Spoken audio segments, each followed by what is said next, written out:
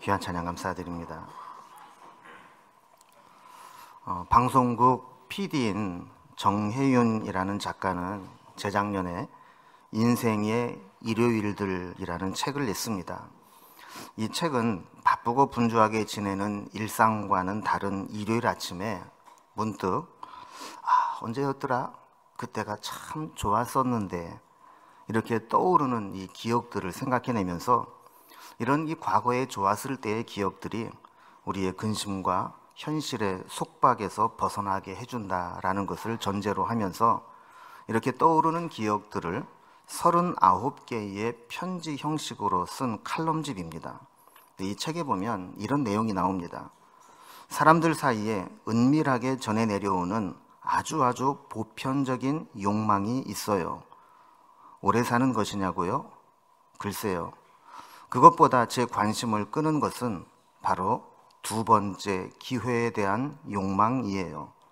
내 삶에 다시 한번 기회를 가져볼 수만 있다면, 놓쳐버려서 너무 아쉬운 것을 다시 시도해 볼 수 있다면, 실패를 경험했던 사람, 혹은 기회가 왔지만 그 기회를 살리지 못하고 그냥 놓쳐버린 사람, 이런 사람들의 마음속에 깊이 자리 잡고 있는 욕망은 두 번째 기회를 다시 얻고 싶은 욕망이라는 겁니다. 우리에게는 첫 번째 기회보다 어쩌면 두 번째 기회가 더 중요할지 모릅니다. 어차피 우리는 실패를 경험합니다. 모든 일에 실패 없이 처음부터 성공만 하는 사람은 없습니다. 그래서 우리는 실패를 경험하고 난 다음에 그 실패를 바탕으로 어떻게 하느냐에 따라서 그 이후에 나머지 삶이 결정되기 때문입니다. 그리고 두 번째 기회를 놓치면 어쩌면 우리에게는 세 번째, 네 번째 기회는 다시 주어지지 않을 수도 있습니다.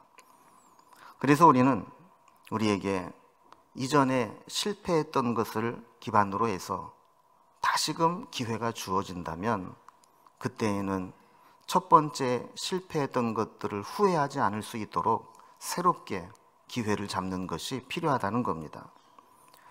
중국 진나라 때 예양이라고 하는 선비가 있었습니다. 지백이라는 사람이 이 예양의 사람됨을 알아보고 그의 능력을 펼칠 수 있도록 해주면서 그에게 기회를 주고 세워져서 높은 자리에 중용되게 됩니다. 그런데 예양을 알아주었던 이 지백이라는 사람이 치열한 권력 다툼에서 조양자라고 하는 사람에게 밀려나면서 죽임을 당하고 맙니다. 예양은 자기를 알아준 지백의 원수를 갚기 위해서 복수를 계획합니다. 그러나 번번이 실패를 합니다. 나중에는 자기 얼굴이 조양자에게 알려지게 되면서 접근을 할 수가 없는 거예요. 그래서 일부러 얼굴을 막 갈고 못 알아볼 정도로 흉하게 만들어서 그에게 다시 접근을 해서 그를 복수하려고 했지만 또 실패를 하고 맙니다. 마지막에 실패를 하고 붙잡히게 되었을 때 그는 조양자에게 부탁을 합니다. 내가 당신을 죽이지는 못하지만 당신의 옷이라도 베고 죽을 수 있도록 해달라. 예양의 충정에 감동한 조양자는 자신의 겉옷을 벗어주었고 그 옷을 받아들은 예양은 칼로 자기에게 기회를 주었던 지백을 원수를 갚지는 못하지만 그 사람의 옷을 3번 베고 자결을 하게 됩니다. 그는 죽기 직전에 이 조양자가 묻습니다. 도대체 지백이라는 사람이 뭐길래 이미 죽은 사람을 위해서 그렇게 네 목숨을 걸고 복수를 하려고 하느냐. 이때 예양이 유명한 말을 남깁니다. 선비는 자기를 알아주는 사람을 위해 목숨을 바치고 여자는 자신을 기쁘게 해주는 일을 위해 화장을 한다라는 말입니다. 그러니까 남자건 여자건 사람은 자기를 알아주고 자기에게 기회를 주고 자기가 일할 수 있도록 자기의 가치를 인정해주는 사람, 그 사람을 위해 살고 싶은 그런 마음이 있다라는 거예요. 특히 우리가 큰 허물이 있거나 잘못을 해서 다시는 일어나지 못할 것 같은 상황 가운데 있을 때 누군가가 끝까지 나를 믿어주고 다시 나에게 기회를 준다면 그 사람의 은혜는 잊지 못할 겁니다. 만약에 우리가 그냥 그대로 주저앉게 된다면 육체적으로는 살아있을지 모르지만 의미적으로는 아무 의미 없는 죽은 것과 별반 다를 바 없는 그런 시간들을 보내야 하기 때문입니다. 여러분은 누군가로부터 이렇게 전적인 믿음, 신뢰를 얻고 실패했음에도 불구하고 다시 기회를 주고 다시 일어날 수 있는 그런 경험을 해본 적이 있습니까? 보통은 아마 부모님들이 자녀들에게 그렇게 신뢰와 기회를 줄 겁니다. 그러나 부모도 한계가 있어요. 자식들이 계속 와서 사업한다고 돈 뜯어가가지고 다 말아먹고 나면 나중에 어떤 마음이 듭니까?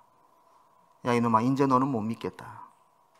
사업이 뭐 다 때려치우고 어디 가서 그냥 직장 생활하면 월급이라도 좀 받아와라. 이렇게 될 거라고요. 또 부모가 능력이 많아서 끝까지 밀어준다 할지라도 결국 성공할 수 있는 능력까지 자녀들에게 줄 수는 없습니다. 그러나 하나님은 믿어줄 만한 것이 없는 사람이라 할지라도 끝까지 포기하지 않으시고 다시 기회를 주셔서 하나님의 사람으로 만들어 주십니다. 성경에 보면 열심이라는 단어가 종종 나오게 되는데 이 열심이라는 것이 사용될 때 보면 사람의 열심으로 사용된 단어는 별로 없습니다. 다 하나님의 열심이라는 것으로 표현됩니다. 하나님께서 우리에게 이렇게 열심히 찾아오셔서 다시 기회를 주시고 훈련시키시고 능력을 주셔서 하나님의 사람으로 만들어 가시는 겁니다. 이게 바로 우리에게 가장 소중한 은혜입니다. 나는 아직 준비가 되어 있지 않고 부족한 것이 많습니다. 능력도 없고 못된 성품도 여전히 가지고 있습니다. 이기적이고 편협하고 때로는 비겁하고 내 못된 성격 때문에 다른 사람에게 상처를 주기도 합니다. 그럼에도 불구하고 하나님은 나를 버리지 않으시고 계속해서 나에게 은혜를 베푸시고 기회를 주시고 다시 일어날 수 있는 힘을 주시는 분입니다. 우리는 이것을 기억해야 됩니다. 이 세상 사람들은 실패자라고 낙오자라고 할지 모르지만 하나님은 우리를 찾아오셔서 다시 기회를 주시고 다시 은혜를 주시는 분입니다. 요나는 하나님께 아수르의 수도 니느웨에 가서 회개의 말씀을 선포하라는 말씀을 받았습니다. 그러나 요나는 여호와의 말씀을 버리고 니느웨와는 정반대인 다시스로 가는 배를 타고 갑니다. 하나님은 큰 폭풍을 일으켜서 배가 뒤집힐 위험에 빠지게 만들고 사람들의 마음을 움직여서 이렇게 큰 풍랑은 필경 누군가 풍랑을 일으키게 만든 원인이 된 사람이 있다는 것을 인지하게 만들고 제비를 뽑아서 그 사람을 바다에 던지게 합니다. 그런데 공교롭게도 제비를 뽑다 보니까 마지막에 뽑힌 사람이 누구예요? 요나였어요. 그래서 요나를 바다에 던지게 되니까 풍랑이 잠잠해지고 바다에 던져진 요나는 큰 물고기 뱃속에 들어가 죽을 고생을 합니다. 물고기는 견디지 못하고 요나를 육지에 토해내게 되죠. 요나는 하나님 말씀에 불순종해서 철저하게 실패를 경험했습니다. 죽음의 문턱까지 갔다 왔습니다. 그는 그 물고기 뱃속에서 사투를 벌이면서 그런 생각을 했을지 모릅니다. 내가 이렇게 당해도 싸지. 하나님이 나를 버리셔도 나는 할 말이 없어. 그리고 이 장에는 하나님 앞에 간절한 기도를 드린 내용이 나오지 않습니까? 하나님 앞에 생사를 걸고 기도하게 되는데 하나님께서 그에게 기회를 주신 겁니다. 그냥 물고기 뱃속에서 죽게 내버려두지 않으시고 다시 니느웨로 갈 수 있도록 육지에 토해내게 만든 겁니다. 요나는 하나님 말씀을 버리고 정반대의 길로 갔지만 하나님은 그 요나를 다시 찾아오십니다. 그리고 다시 기회를 주십니다. 오늘은 이렇게 다시 믿어주시고 다시 기회를 주시고 다시 일어날 수 있도록 힘을 주시는 그 주님의 은혜가 우리에게 어떤 의미가 있는지를 살펴보려고 합니다. 먼저 첫 번째로, 하나님은 우리의 실수에도 불구하고 다시 기회를 주시는 분이라는 것을 오늘 본문은 우리에게 말씀하고 있습니다. 우리는 세상에 믿을 놈 없다라는 이야기를 마치 처세술이나 세상을 살아가는 지혜로 여기며 살아갑니다. 왜 세상에 믿을 놈 없다라고 선을 긋게 될까요? 기대가 크면 실망도 크다고, 사람에 대한 믿음과 기대를 가지면 언젠가는 배신을 당하고 뒤통수를 맞을 수 있기 때문에 그때 실망하느니 차라리 믿지 않는 게 상책이다, 이런 생각들을 하고 살아가는 겁니다. 목회자들 사이에도 불문율처럼 회자되는 말이 있습니다. 성도는 사랑할 대상이지 믿을 대상이 아니다 라는 거예요. 목회자들이 종종 그런 일을 경험하나 봅니다. 성도들 가운데 입에 혀처럼 와서 잘하는 분들이 있는데 어느 순간 그분이 마음이 싹 바뀌고 나면 목회자를 가장 힘들게 하는 사람이 된다는 거예요. 그래서 성도는 우리가 그럼에도 불구하고 사랑할 대상이지 그를 믿고 신뢰하고 함께 갈 파트너가 못 된다, 이렇게 생각을 하며 살아가는 겁니다. 저는 한동안 이 말이 맞는 말일 수 있다라는 생각을 하고 살아왔습니다. 그런데 어느 순간 생각을 해보니까 이 말이 얼마나 우리를 낮은 수준으로 깎아내리는 말인가. 하나님의 공동체를 하나님 없는 세상의 모임과 별반 다를 바 없이 그렇게 끌어내리는 말이 아닌가, 이런 생각을 해보게 되었습니다. 그리고 저는 마음속으로 그런 소망을 갖습니다. 내가 설령 성도들에게, 교회에게 실망하고 낙심하고 아픔을 겪는다 할지라도 그래도 끝까지 믿고 갈 수 있으면 좋겠다. 여러분들이 공동체는 그런 공동체가 되었으면 좋겠습니다. 저도 여러분을 끝까지 믿고 끝까지 사랑하고 끝까지 함께 가도록 노력하고, 여러분들도 목회자들을 끝까지 믿어주고 끝까지 함께하고, 또 우리 성도들끼리도 부족한 것이 서로 있지만 그럼에도 불구하고 끝까지 믿어주는 그런 관계가 되었으면 좋겠습니다. 제가 왜 그런 생각을 하게 되었냐 하면, 하나님께서 저를 믿어주시고 기다려주시고 실망할 만한 모습을 보여드려도 하나님은 다시 나에게 기회를 주셨기 때문입니다. 저는 가끔 그런 생각을 해봅니다. 내가 하나님이라면 나 같은 사람은 안 택했을 것 같아요. 여러분들은 제가 목사가 되고 난 다음에 저를 보셔서 제가 그래도 꽤 괜찮은 사람처럼 보일지 모르고, 아직까지 제가 본색을 드러내지 않아서 꽤 괜찮은가 보다 이렇게 생각할지 모르지만, 여러분 사실 저 같은 사람을 다듬어 쓰려면 하나님이 참 공을 많이 들여야 되고 속도 터지고 인내해야 할 일들이 얼마나 많은지 모릅니다. 여러분 주변을 돌아보면 세상에 똑똑한 사람 얼마나 많습니까? 성품 좋은 사람 얼마나 많습니까? 능력 많고 쓸만한 사람이 얼마나 많습니까? 전 주변에 보면 정말 조금만 다듬어주면 하나님 앞에 훌륭하고 멋지게 쓰임받을 수 있을 것 같은 사람들이 참 많습니다. 그런데 하나님은 그런 사람을 통해 역사하지 않으십니다. 여러분 예수님의 제자들도 보세요. 그 중에 학벌 좋은 사람, 문벌 좋은 사람, 가문 좋은 사람, 힘 있는 사람, 똑똑한 사람 누가 있나요? 다 세상에서 보면 아무것도 아닌 것 같은 자들을 하나님은 불러서 훈련시키시고 다듬어서 세계 복음화의 사명을 그들에게 맡기고 주님은 하늘로 올라가신 겁니다.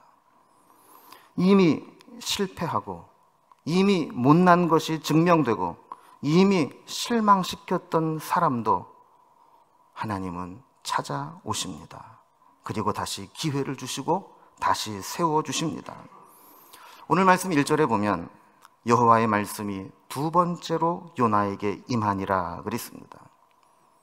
요나는 하나님의 입장에서 본다면 이미 실망을 안긴 사람입니다.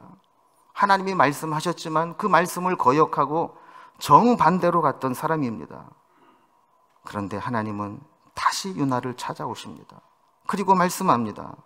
2절에 보면 일어나 저 큰 성읍 니느웨로 가서 내가 네게 명한 바를 그들에게 선포하라 하신지라 그랬습니다. 여러분, 이 말씀은 1장 2절의 말씀과 단어 몇 개만 다르고 똑같은 말씀을 하고 있습니다. 이 이야기는 뭐냐면 첫 번째 쓰임 받았을 때 하나님을 거역하고 실패했던 그 자리, 거기에서 똑같은 말씀으로 똑같은 사명을 주시면서 다시 한번 해보라는 거예요. 요나는 첫 번째 쓰임받을 기회에서는 거절하고 도망갔지만 두 번째 기회에서는 순종하는 모습으로 바뀌었습니다. 3절 말씀을 보면 요나가 여호와의 말씀대로 일어나서 니느웨로 가니라. 첫 번째는 니느웨로 안 가고 어디로 갔다고요? 다시스로, 정반대로 갔어요. 그러나 두 번째 부르심 앞에서는 니느웨로 순종하여 가는 모습을 보이게 됩니다. 여러분, 사람은 누구나 실수할 수 있습니다. 잘못된 판단으로 넘어질 수 있습니다. 때로는 최선을 다했지만 내 뜻대로 안 될 때가 있습니다. 어떨 때는 자신의 무능함이 한스러울 정도로 그렇게 결과가 내가 원하는 대로 되지 않을 때도 있습니다.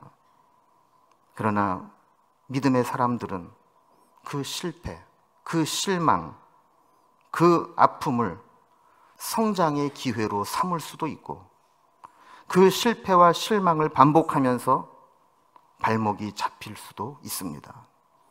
우리가 흔히 그런 얘기를 하잖아요. 우리 앞에 장애물이 있지만 어떤 사람은 그 장애물을 디딤돌로 삼고 더 높이 뛰어가는 사람이 있는가 하면 번번이 그 장애물에 걸려 넘어지는 걸림돌이 되는 사람도 있다라는 거예요. 하나님은 우리에게 아무리 실수하고 실패했다 할지라도 그 장애물을 딛고 더 높이 도약할 수 있는 은혜를 주시는 분입니다. 문제는 우리가 그 은혜를 어떻게 받아들이냐 하는 것이죠. 여러분, 성경에 보면 다윗 왕과 사울 왕을 종종 비교할 수 있게 나옵니다. 그럼 여러 가지로 비교할 수 있지만 그의 허물을 본다면 사울의 허물이 큽니까? 다윗의 허물이 큽니까? 사실 사울은 보면 그렇게 크게 큰 잘못이 없어요. 그냥 별로 드러나지 않아요. 그런데 다윗은 손가락질받아 마땅한 그런 잘못을 합니다. 여러분, 우리가 성경을 좀 고상하게 읽어서 그렇지 만약에 다윗 같은 인물이 우리 주변에 있다고 생각을 해보세요. 우리 교인 가운데 그런 분이 있다고 생각을 해보세요. 자기 동료나 자기 후배 마누라를 탐해서 빼앗고 그리고 그 남편 문제가 되니까 살인 교사를 해서 죽게 만들고 이게 들통이 났어요. 그러면 그런 사람을 보면서 사람은 다 실수할 수 있어. 한 번 실수는 병가지 상사인데 그거 다 그냥 덮고 넘어가야 돼. 이렇게 쉽게 이야기할 수 있겠느냐고요. 다윗은 그런 사람이었어요. 그런데 그 결과는 어떻습니까? 사울은 오히려 하나님께 버림받은 자처럼 되었고 다윗은 그럼에도 불구하고 회복되어서 하나님 마음에 합한 자라 하는 평가를 받았어요. 열왕기서를 보면 그 사람이 선하게 살았느냐 악하게 살았느냐 하는 기준이 다윗이에요. 선하게 살았던 왕들은 한결같이 그의 선조 다윗과 같이 행하여 이렇게 비유를 들어 설명하고 있어요. 무엇이 이런 차이를 만들어냈나요? 하나님은 사울에게도 다윗에게도 두 번째 기회를 주시기 위해서 선지자를 보냈습니다. 사울이 불순종하고 자기가 번제를 드려버리고 이랬을 때 선지자 사무엘을 보내서 이야기를 하죠. 그때 사울의 반응은 어떻습니까? 끝까지 자기 변명과 하나님의 종에 대한 원망으로 회개하지 않았어요. 다시 쓰임받을 기회를 스스로 차버렸어요. 그러나 다윗은 나단 선지자를 통해 그의 잘못을 지적했을 때 그는 왕의 자리에서 내려와 꼬꾸라지며 회개하고, 시편의 말씀을 보면 밤마다 눈물로 침상을 띄운다고 할 정도로 철저하게 회개하고 하나님의 은혜를 구했습니다. 이것이 사울과 다윗의 차이입니다. 우리도 실수할 수 있습니다. 실패할 수 있습니다. 내가 원하는 대로 되지 않을 수 있습니다. 나 자신에게 실망할 수 있고 세상이 원망스러울 수 있습니다. 그러나 하나님은 우리에게 다시 기회를 주시는 분이고 다시 은혜를 베풀어 주시는 분입니다. 2019년도를 우리가 시작하면서 그 기회를 우리가 어떻게 받아들이고 선용할 것인가, 그것은 우리의 몫입니다. 저는 우리 공동체가 하나님이 다시 기회를 주시는 그 은혜를 놓치지 않기를 바랍니다. 작년의 실패에 발목이 잡히지 않기를 바라고 우리에게 다시 기회를 주시는 하나님을 붙잡고 일어설 수 있기를 주님의 이름으로 기원합니다. 두 번째로 오늘 본문에 보면 니느웨 백성들도 하나님의 기회를 놓치지 않았다는 것을 보게 됩니다. 요나는 북이스라엘의 여로보암 2세 때 활동했던 선지자입니다. 그 당시 국제 정세를 보면 아수르라고 하는 나라가 세계 대국으로 커가기 위해서 기지개를 펴며 한참 세력을 확장할 때입니다. 잠시 내분으로 주춤하긴 했지만 당시 북이스라엘의 가장 위협적인 존재가 바로 아수르라는 나라였습니다. 하나님은 요나를 보내서 아수르의 수도 니느웨에 하나님의 심판이 준비되었다는 사실을 전하게 했습니다. 어떤 사람은 이 본문을 보면서 요나가 하나님이 가라고 해서 억지로 가기는 갔지만 그가 그렇게 성의 있게 하나님 말씀을 전하지는 않았을 것이다, 이렇게 이제 생각을 해요. 마치 우리나라는 주는 거 없이 미운 나라 있죠. 어떤 나라예요? 예, 그 나라. 만약에 그 나라에 가서 그 나라가 잘 되라고 이야기를 하려면 그게 마음 진심으로 우러나겠느냐는 겁니다. 그래서 그 당시에 북이스라엘을 가장 위협하고 힘들게 했던 나라가 아수르인데, 그 아수르의 심판을 막기 위해서 하나님 말씀을 전하라고 했을 때 요나가 정말 성의 있게 했겠느냐는 거예요. 그런데 여러분, 우리가 성경을 읽어보면 요나서 2장을 보면 그는 요나 물고기 뱃속에서 죽다 살아나면서 하나님과 기도로 결판을 내립니다. 다시 기회를 얻을 수 있도록 그는 하나님 앞에 다시 거듭납니다. 그런 요나가 대충 말씀을 전했을 리가 없습니다. 그는 하나님께 받은 그 두 번째 기회를 가지고 최선을 다해 목숨을 걸고 말씀을 전했을 겁니다.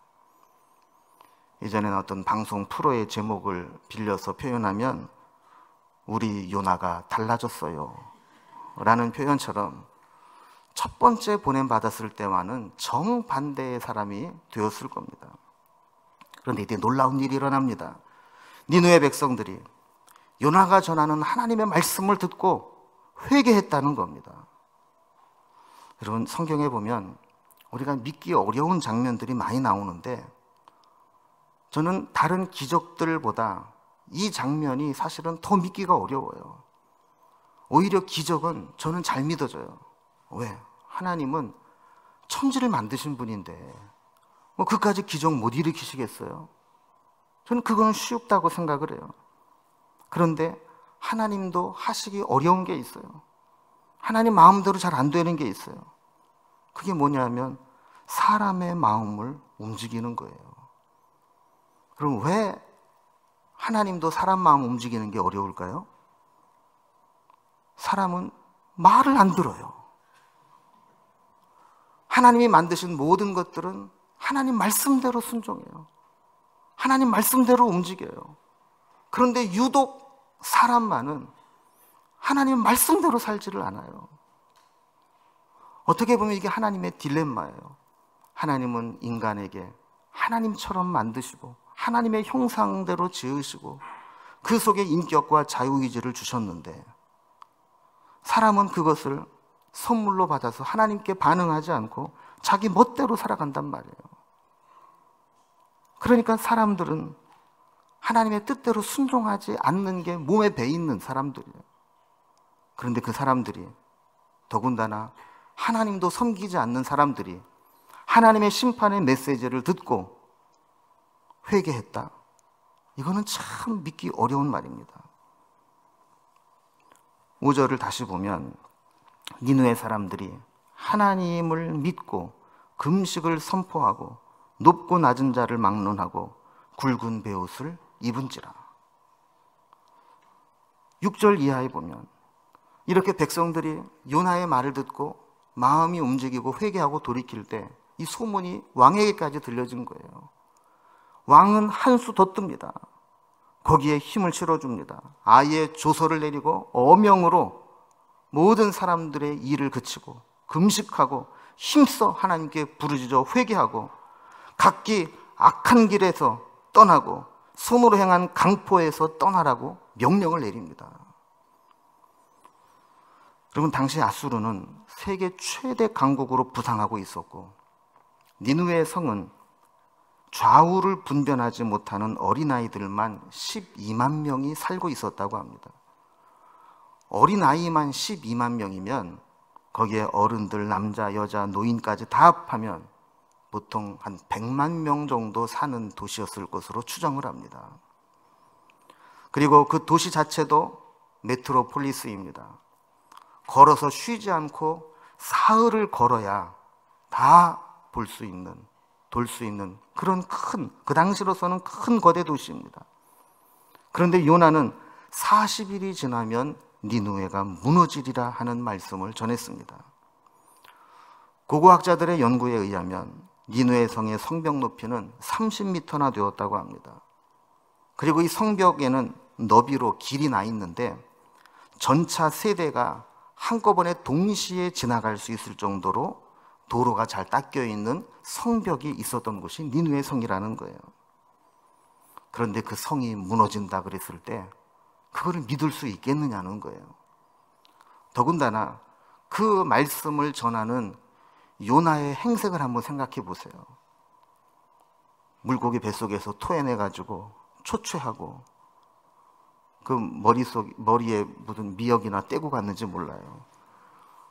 그런데 그런 모습으로 가서 하나님의 심판을 전했을 때 니느웨 사람들이 그 말씀을 듣고 회개했다. 이거는 참 우리가 믿기 힘든 일입니다. 그런데 놀라운 일이 일어났습니다. 5절 말씀에 니느웨 사람들이 하나님을 믿었다 그래요. 이거 하나님을 믿었다는 얘기는 그들이 하나님을 믿는 백성으로 개종을 하고 계속해서 하나님을 섬겼다는 게 아니라 그 메시지를 믿었다라는 거예요. 아, 이 상태로 가다가는 심판을 받을 수 있겠구나. 어쩌면 그들은 그런 생각을 했을 거예요. 악이 극도로 강해지면서 이러다 망하지. 이렇게 계속 가다가 큰일 나지. 뭔 일이 나도 나지. 이런 불안함이 있었을 겁니다. 그럼 이걸 보면 우리가 한 가지 오해해서는 안 될 게 있어요. 우리가 볼 때 저 사람은 절대 예수 안 믿을 거야. 저 사람은 절대 마음이 강팍해서 안 될 거야. 이러는 사람도 그 내면에는 남들이 알지 못하는 불안함이 있을 수 있고 누구보다도 주님의 복음을 기다리고 있을지 모른다는 사실입니다. 그럼 제가 전도를 해보고 신방을 다니면서 제일 전도하기 힘든 사람이 어떤 사람인 줄 아세요? 곧 나갈게요. 곧 나갈게요. 20년째 곧 나갈게요 그러고 안 나오는 사람들이 많아요. 차라리 난 안 나갑니다. 난 안 믿습니다. 이러는 사람들은 어떤 계기가 되면 나와요. 그런데 곧 나갈게요. 이런 사람은 말도 징글징글하게 안 듣고 정말 마음을 움직이기가 쉽지 않아요. 여러분, 우리는 누군가에게 필요한 복음을 전할 때 저 사람은 절대로 안 믿을 거야, 이런 생각을 할 필요가 없어요. 니느웨 사람들은 금식을 선포하고 식음을 전폐하고 짐승까지 베옷을 입게 하고 하나님께 부르짖어 그 심판이 임하지 않게 해달라고 하고 스스로 악한 길에서 떠납니다. 이것은 구약에 나타난 가장 강력한 성령의 운동이었고 엄청난 숫자가 함께 개종한 집단 회심의 사건이었습니다. 여러분, 진짜 축복은 돈을 많이 벌고 세상적으로 출세하고 인기가 높아지는 것이 아니라 하나님의 말씀에 두려운 마음을 갖는 것입니다. 하나님 말씀 앞에 서서 겸손하게 그 말씀을 들을 수 있는 것, 이것이 진짜 은혜요 축복입니다. 요나가 다시 하나님 말씀을 전하고 쓰임받을 수 있는 기회를 잡았다면 니느웨 사람은 회개할 수 있는 마지막 기회를 놓치지 않았던 겁니다. 여러분, 여러분이 들어야 될 말씀은 무엇입니까? 여러분이 듣고 회개하고 돌이켜야 될 하나님의 메시지는 무엇입니까? 때로는 말씀을 통해, 때로는 양심의 소리로, 때로는 주변 사람들의 이야기를 통해, 때로는 내 주변에 되어지는 상황과 환경들을 통해 주님은 끊임없이 우리에게 메시지를 전하고 계십니다. 그 메시지를 듣고 주님께 돌아오는 기회를 살릴 수 있는 여러분들이 될 수 있기를 주님의 이름으로 기원합니다. 마지막 세 번째로, 오늘 본문은 우리에게 우리가 악한 길에서 돌이키면 하나님도 심판의 계획을 돌이키신다는 사실을 보여줍니다. 회개할 기회를 살리면 우리에게 엄청난 축복이 임합니다. 10절 말씀을 보면 하나님이 그들이 행한 것 곧 그 악한 길에서 돌이켜 떠난 것을 보시고 하나님이 뜻을 돌이키사 그들에게 내리리라고 말씀하신 재앙을 내리지 아니하시니라 그랬습니다. 분명히 요나가 전한 메시지는 40일이 지나면 니느웨가 무너진다는 말씀이었지만 그들이 그 말씀을 듣고 회개할 수 있는 기회를 살렸을 때 하나님은 그 심판을 유보하시고 돌이키셨다라는 거예요. 여러분, 우리가 기도하면서 오해하고 착각할 수 있는 게 있습니다. 하나님의 뜻을 움직이는 것은 때를 쓰면 된다고 생각하고 막 부르짖어 기도하는 거예요. 여러분, 하나님의 뜻을 바꾸는 것은 때를 쓴다고 되는 게 아니고 악한 길에서 돌이키면 하나님이 뜻을 돌이키십니다. 여러분, 기독교의 기도는 지성이면 감천이다라는 건 다른 개념입니다. 우리가 무조건 치성을 드리면 내가 원하는 대로 되는 게 기도가 아니고 하나님의 뜻대로 돌이킬 때 하나님의 은혜가 회복되는 게 기도입니다. 심판의 뜻을 돌이키셨다는 것은 다시 한번 기회를 주신다는 이야기입니다. 그들이 악한 길에서 돌이켜 떠난다는 것은 죄악이 가져다주는 쾌락과 풍요로움을 거부하고 우리의 본성의 쾌락과 풍요로움을 향하지 않고 악한 길에서 돌이켜 떠나는 것을 말합니다. 우리가 살다 보면 실수할 수 있고 때로는 큰 실패를 경험할 수 있습니다. 그러나 믿음의 사람들은 실수나 실패를 부끄러워하거나 절망할 필요가 없습니다. 하나님은 우리에게 다시 기회를 주시는 분이기 때문입니다. 우리는 이제 새해를 시작하면서 하나님께 다시 기회를 얻도록 기도했으면 좋겠습니다. 지금까지의 실패를 만회하고 다시 믿음으로 일어서서 하나님의 은혜를 덧입는 새해가 될 수 있기를 바랍니다.